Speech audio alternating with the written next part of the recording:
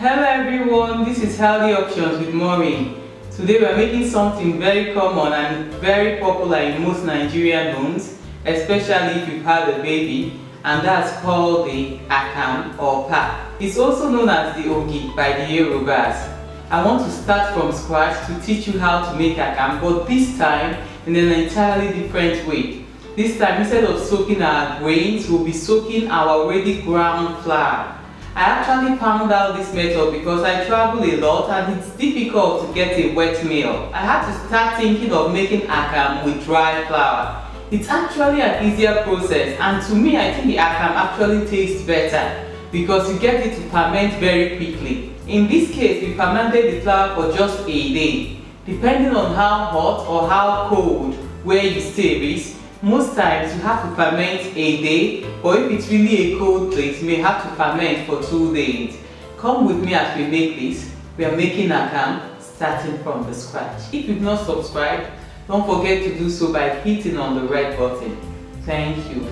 So to make Akamu with dried milled flour, we'll be needing some flour depending on what grains you prefer. Here I have a mixture of millet, sorghum, which is also known as dawa, and some corn, just a little bit of corn. I prefer to use millet and sorghum more because they are richer. But I also like to add a little bit of corn because I know that the corn helps thicken your pap or your Akamu when you make it. So we'll be needing some milled flour, and of course we'll be needing some water to soak this in so that it can ferment. So the first thing I will do is to get a container, and right here you can see we have a container on the kitchen floor. So I'll be transferring the milled flour into it. So our milled flour goes in, and we'll be adding water to thoroughly mix the flour and to cover it. So I'll be adding some water right now. I'll add the first batch, then I will gently mix with my hands and make sure I break up all the lumps. So I just put enough water to be able to break up the lumps. Then I'll be adding more water.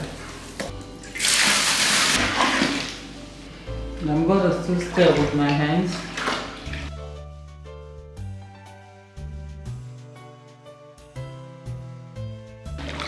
Making sure you dissolve all the lumps.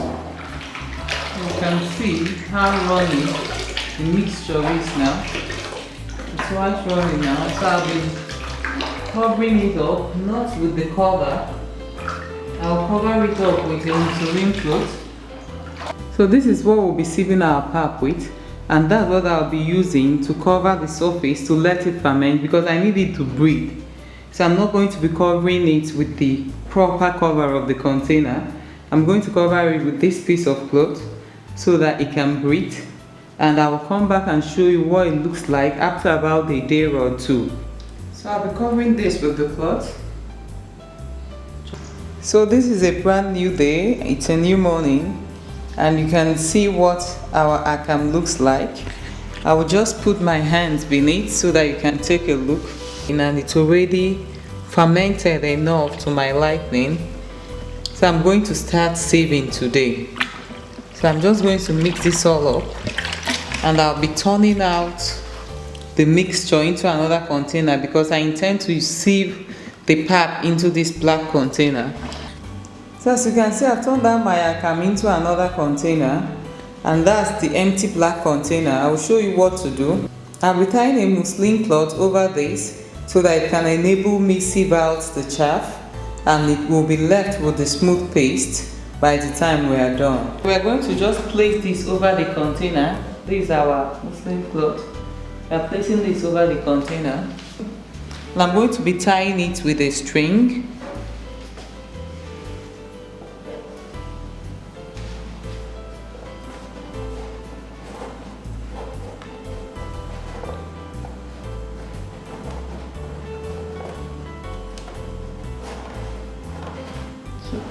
Then when I tie with a string, I'm going to do this. I need it to be hollow, not too firm, so I can have space to sieve.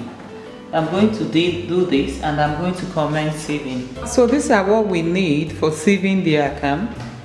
We need some clean water, Of course, we need our fermented flour that we fermented in a day before. We need an empty bowl where we will throw the residue of what we got after sieving. Then of course we need a cup to be able to help us transfer the materials into the bowl while we sieve. So it's pretty easy. What you do is you using your cup, you fetch from the container and then you transfer into the bowl that has the muslin cloth. It's really that easy. Then you use your hands and move around like that.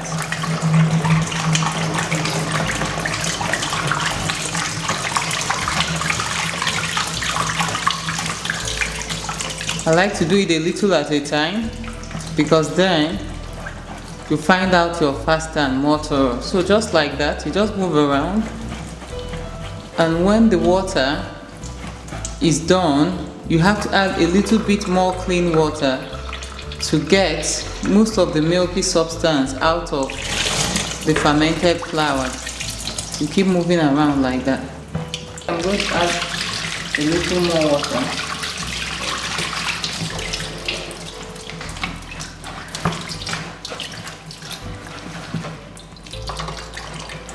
You know when you've gotten most of the starch out of your grains, when you squeeze out and you find out that what you're squeezing out is not as milky as it ought to be. So I'm going to be adding just a little more water and then I will squeeze this out. I'm adding a little more water. You can see I'm holding on to the sides of the bowl because at a point you start applying pressure. So holding on will help your muslin cloth not snip out. I'm squeezing out against the wall of the container like that, and I'm going to empty this. So this goes into the dry container and I will continue.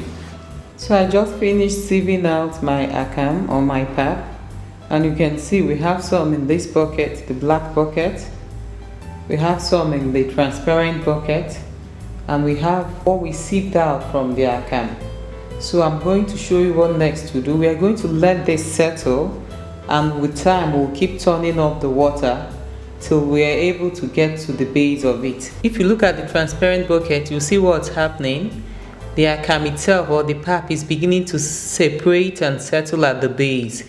So we'll give it some time. After some hours, it must have gone even way lower than that. The separation will become more prominent. Then we can discard the water. And then we'll have our Akamu Pap at the base. I will still cover the bucket with the same clothes that I sieved with, so I can let it breathe. So I'll just place this over the bucket and I'll give it some time. I'll be covering this as well. So I'll come back and show you what next to do from here. So it's been about 2 hours of letting this rest. You can see what it looks like now. It's separated tremendously. So I'll be pouring out the water and I'll show you what it looks like at the base. And that's the pot into which I drained out about the last set of water from. So that's what we have at the base. You can see the thickness of the pap. So at this stage now, I'll be transferring it into a bowl and I'll place it in the refrigerator. So as you can see, I'm transferring the pap into the bowl. You can see how thick it looks. So I'll cover this and place it in the refrigerator.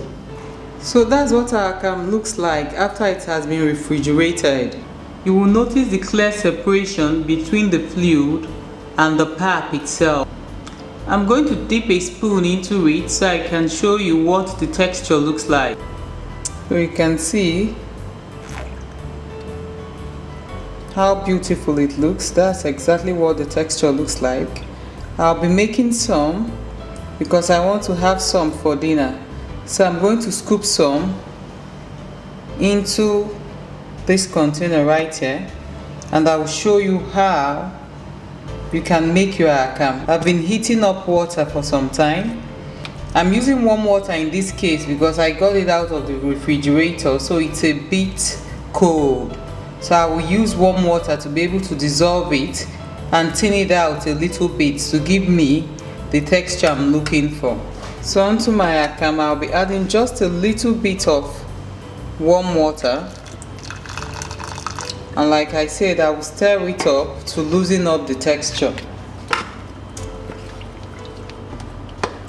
So that's the consistency we want, not too runny and at the same time not too thick. So the water has just started boiling, and I'll be adding on the water into the akamu now. So remember, we are using boiling hot water. So you stir as you add, and that's how beautiful it looks. You can see it's already beginning to thicken. So another reason why I prefer to use a food warmer is that you can cover it so that it retains the heat in case your akamu is not thoroughly cooked.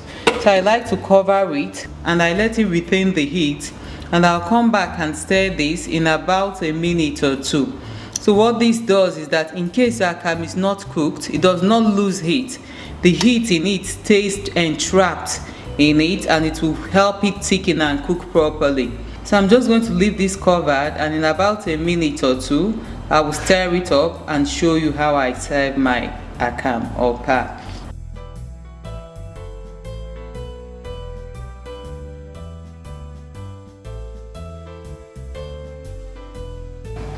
So this is exactly how I would like to serve my akamu. I usually like to serve it with some okpa. I hope you give this recipe a go and let us know what your take is on it. The recipe for this okpa is in one of my videos, how to make okpa the safe way. Please, if you've not subscribed, don't forget to do so by clicking on the red button. Thank you.